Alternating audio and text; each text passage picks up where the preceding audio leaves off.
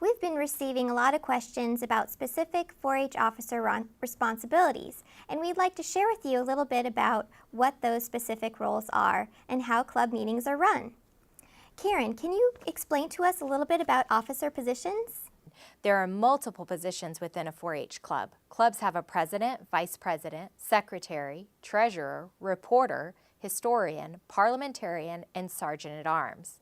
But what officers a club has depends on the size of the club and the club's focus. For example, some clubs may have an additional delegate or a recording or corresponding secretary, and some may even have an activities leader. Can you explain a little bit about what their roles are? The president prepares the agenda, leads the meeting, keeps order, and maintains a close dialogue with the club leader. The vice president is chair of the programs committee. They make sure there's educational programs at every club meeting, and they must be ready to take the place of the president if needed. And a little bit about the delegate's role is to report to the county council about the club activities, as well as report back to the club about what's going on at the county level. The secretaries do have quite a job. Their minutes can actually be legal documents, so they must be thorough and accurate. They also must keep up with correspondence. The treasurer also has a big responsibility because they keep track of all of the club's finances. The treasurer is the chair of the Ways and Means Committee, which plans fundraising events for the club. They may collect dues, and they keep records, and they submit all of their funds to the county 4-H office. Now, the reporter and historian often work together for publicity.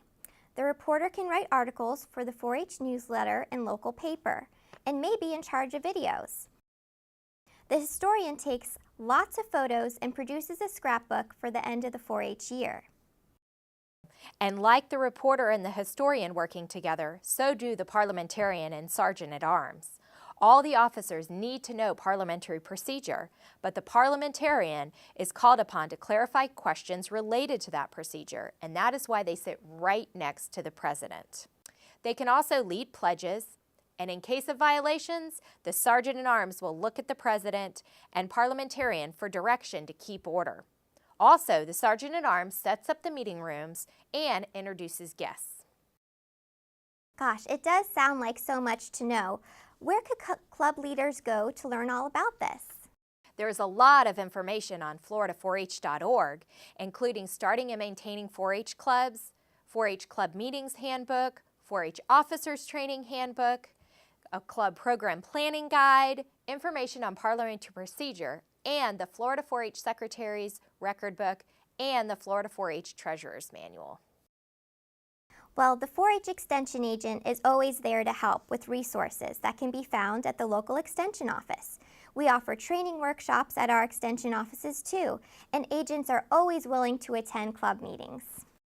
And learning how to run an effective club meeting is an important skill for youth that they will use as adults. 4-H uses Robert's Rules of Order, which allows everyone to be heard and is used in many civic organizations and other organizations. Throughout a youth experience in 4-H, he or she learns how to make motions, debate, show respect to others, make amendments, manage time effectively, and create agendas.